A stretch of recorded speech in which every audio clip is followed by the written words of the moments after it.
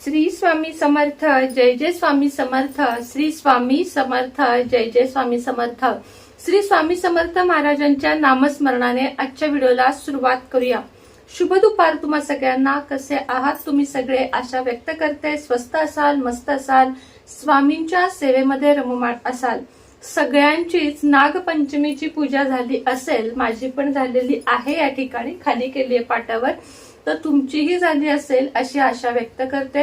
त्याच पद्धतीने नागपंचमीचे छान छान उपाय सांगितलेले आहेत कालच्या व्हिडिओमध्ये, ते देखील करा. सगळे उपाय आपल्यासाठी लाभदायीच ठरणार आहेत हे नक्की आहे. त्याच पद्धतीने नागपंचमीला काही गोष्टी करायच्या नाहीयेत, काही गोष्टी टाळायच्या आहेत. तर आपलं शेड्यूल बघा आणि त्याप्रमाणे त्या कमीत कमी एखादी गोष्ट जरी पाळण्याचा प्रयत्न करा. उदाहरणार्थ जमीन खोदणे आज पूर्णपणे टाळायचे आहे. असं म्हणजे पूर्वापासून चाललेली गोष्ट आहे. चिरणे कापणे पण आता नाही होत. कसं आहे माहितीये का की आपल्याला डबे करायचे असतात. आता आमच्याकडे पुरणाचे दिंड करतात. मग ते डब्यात कसं वाटतं द्यायला, किंवा दिंड कधी कधी पोटाला या पावसाळ्याच्या दिवसात पचत नाही. म्हणजे अनेक गोष्टी असतात की काही कारणानं माणसाला वेळ बदलेल तशा परंपरा बदलाव्या लागतात. तर काही हरकत नाही. आपण सुद्धा जेवढं जमेल तेवढी संस्कृती जपण्याचा प्रयत्न करूया आणि आपल्या मुलांनाही तेच शिकवण्याचा प्रयत्न करूया.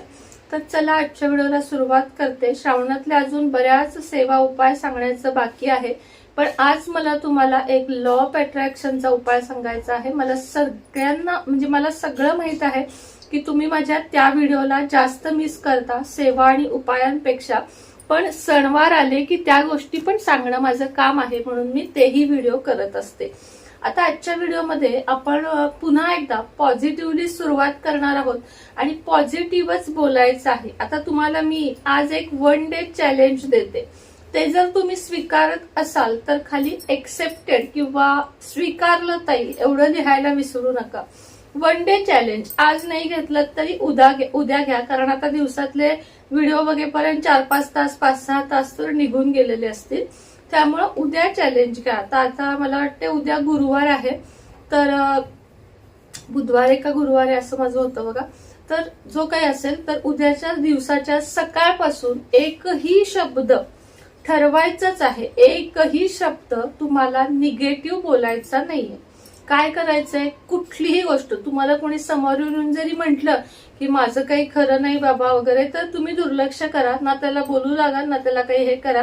विषयाने विषय वाढेल आणि तुम्ही पण निगेटिव्ह इकडे वळाल. त्यामुळे निगेटिव्ह माणसांपासून पहिल्यांदा दूर राहा. जेव्हापासून तुम्ही स्वतःला खरं आतून पॉझिटिव्ह बनवाल बरं का, वरवर नाही. कारण माझी ही निगेटिव्ह पॉझिटिव्हची सफर फार मोठी होती आणि मला पॉझिटिव्ह बनायला खूप जास्त वेळ लागला, प्रचंड जास्त वेळ लागला. कारण निगेटिव्ह विचार माझा पिच्छाच सोडत नव्हत्या. मात्र एक क्षण असा आला की अरे आपण काय करतोय, हे आयुष्यात आपण काय करतोय, आपण किती रडतोय, आपण किती जुरतोय, कोणासाठी जुरतोय, ज्याला आपलं काहीच वाटत नाहीये. ही जेव्हा तुमच्यावर सुद्धा वेळ येईल त्या दिवशी तुम्ही निगेटिव्हिटी सोडून द्याल, रडणं सोडून द्याल आणि पॉझिटिव्हिटीकडे 100% वळाल.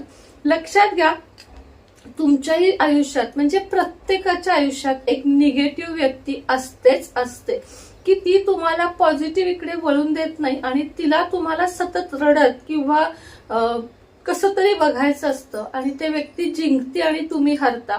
तर तसं होऊन द्यायचं नाही. तुम्ही स्वतःला चॅलेंज घ्या. आधी 1 दिवसाचं घ्या, त्यानंतर 2 दिवसाचं घ्या, त्यानंतर 3 दिवस, आठवडा, 15 दिवस, महिना, असं करत करत तुम्हाला सवय लागून जाईल आणि त्या निगेटिव्ह पीपलला स्टॉप म्हणायचं. म्हणजे तुमचे विचार तुमच्यापाशी, माझे माझ्यापाशी.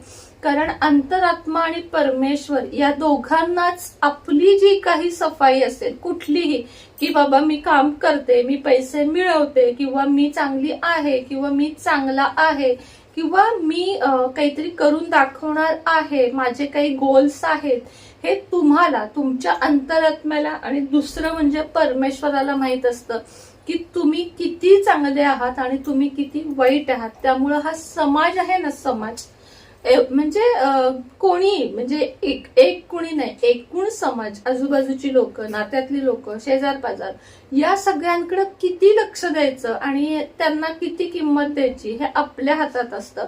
वेळेला सगळ्यांचा आदर करा, पण जिथं तुमचा अनादर होतोय, जिथं तुम्हाला किंमत नाहीये ना, तिथून काढता पाय घ्या, काहीही गरज नाही.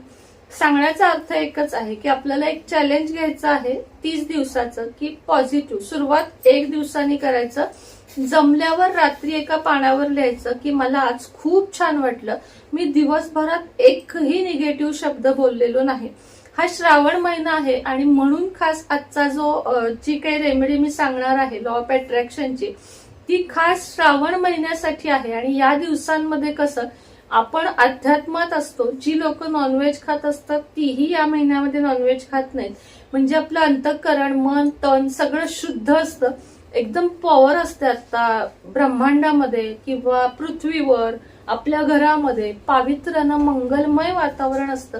अशा वातावरणात तुम्हाला एक काम करायचं आहे. आता ही टेक्निक गेल्या आठवड्यात मी एका क्लायंटला, म्हणजे आपण जे पेड हे घेतो त्यांना दिली होती आणि त्यांना जबरदस्त याचा फायदा झाला. त्यांनी मला 4थ्याच दिवशी विदिन कॉल केला की ताई माझं काम होऊ लागले. असं नाही बरं का की 4थ्या दिवशी त्यांचं 100% काम झालं होतं. 4थ्या दिवशी त्यांचं काम, त्या म्हटल्या की अजिबातच होप्स नव्हते, तर ते होप सुरू झालेले. आता एवढी तुम्ही म्हणाल 6 मिनिट बडबड केली, तर ते माझा वेळ घालवण्यासाठी नाही, तर तुमच्यात पण मला ती पॉझिटिव्हिटी आणायची आहे म्हणून. कारण निगेटिव्हिटीने फक्त आणि फक्त तुम्ही तुमच्या पायावर धोंडा मारून घेता, हे लक्षात ठेवा. म्हणून जी लोक सतत निगेटिव्ह बोलतात, जी लोक सतत वाईट बोलतात, जी लोक तुमचं अहित चिंततात, त्यांच्यापासून ताबडतोब दूर व्हा. आता तुम्हाला काय करायचं आहे, दररोज रात्री झोपण्याच्या आधी तुम्हाला एका कागदावर 3 गोष्टी, मंत्र म्हणा किंवा गोष्टी म्हणा, त्या तुम्हाला लिहायच्या आहेत. सगळ्यात पहिली गोष्ट लिहायची आहे, मी खूप खुश आहे किंवा मी खूप आनंदी आहे. दुसरी गोष्ट लिहायची आहे, मी खूप भाग्यशाली आहे. आणि तिसरी गोष्ट लिहायची आहे, माझी सर्व कामे खूप लवकर होत आहेत किंवा माझी सर्व कामे होत आहेत. Thank you universe. 3 वाक्य थँक्यू युनिवर्स हे लिहायचं, मनात फील करायचं. जे काही तुमचं काम असेल, आता इथं कुठेही आपल्याला इच्छा लिहायची नाहीये, तर ती आतल्या आत म्हणायची. आता उदाहरणार्थ, आता माझं उदाहरण तुम्हाला माहिती आहे नेहमी की मी खूप खुश आहे कारण मी अक्कलकोटमध्ये आहे. मी खूप भाग्यशाली आहे कारण महाराजांसारखे गुरु मला लाभले आहेत. आणि तिसरं वाक्य मी तुम्हाला सांगितलं, मी खूप खुश आहे, मी खूप भाग्यवान आहे आणि माझी सर्व कामे होत आहेत. Thank you universe. ही 3 वाक्य लिहायची, कागद फोल्ड करायचा आणि उशीखाली ठेवायचा. असं तुमचं काम होईपर्यंत करायचं. उशीखाली एक 4, 5, 5-6 कागद होऊ दे. किमान 11 दिवस ही रेमेडी तुम्हाला करायची. त्यानंतर ते कागद जे आहेत ते जाळायचे आहेत. त्याची जी राख आहे ती अशा पद्धतीने घेऊन दाराच्या बाहेर युनिवर्स म्हणजे आकाशाच्या दिशेने तुम्हाला फुंकायची आहे. त्यानंतर त्या कामाची सुरुवात व्हायला लागेल. 2-3 दिवस गॅप टाकून पुन्हा सुरुवात करायची. एकदाच लिहायची 3 वाक्य, म्हणजे 3च वाक्य एकदा रात्री झोपताना लिहायचे. तो कागद रोज उशीखाली ठेवायचा आणि असे 11 दिवस झाले की 11 दिवस उशीच्या आभऱ्यामध्ये कागद सरकवत राहायचा. 11व्या दिवशी लिहून झालं रात्री की तो कागद दिव्यावर, कशावर, गॅसवर वगैरे नाही, अशा छानशा तुपाच्या दिव्यावर जाळायचा एका डिशमध्ये. आणि त्याची जी राख आहे ती युनिवर्सच्या दिशेने, माझी सगळी कामं झाली आहेत, थँक्यू युनिवर्स, अशा पद्धतीने तुम्हाला तो आकाशामध्ये घालवायचा आहे. आता संध्याकाळचा व्हिडिओ लॉ ऑफ अट्रॅक्शन वरच घेऊन येऊ का? आता श्रावण महिना आहे, गुरुवारच्या सेवा उपाय काय घेऊन येऊ?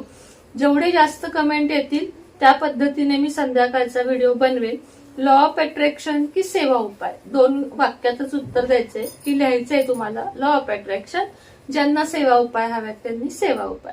तर चला, आजच्या व्हिडिओमध्ये एवढंच होतं. पुन्हा एकदा तुम्हा सगळ्या छोट्या छोट्या मुलींना, ताईंना, मैत्रिणींना, आजी, काकू, ताई, ज्या कोणी माझ्यापेक्षा लहान मोठे माझ्या एवढे बघत आहेत त्या सगळ्यांना नागपंचमीच्या शुभेच्छा.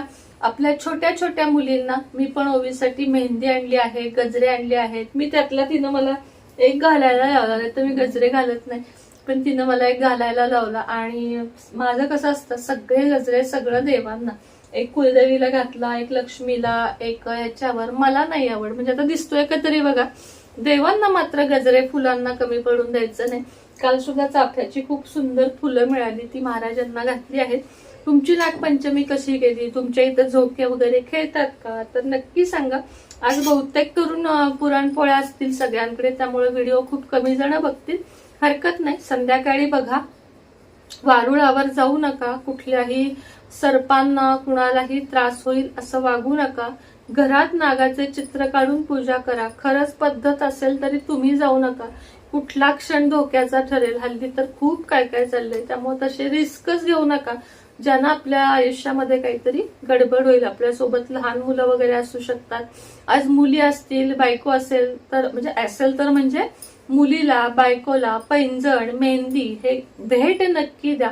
तुमचं नशीब उजळून येईल, कारण स्त्री, मुलगी, बहीण ही घरची लक्ष्मी असते. त्यामुळं आजच्या जे स्त्रियांचे सण असतात त्यांना नक्की गिफ्ट द्या, पैंजण द्या, चांदी द्या, जोडवी द्या. खूप तुम्हाला त्याचे शुक्र बलवान होऊन त्याचे लाभ होताना दिसतील. श्री स्वामी समर्थ.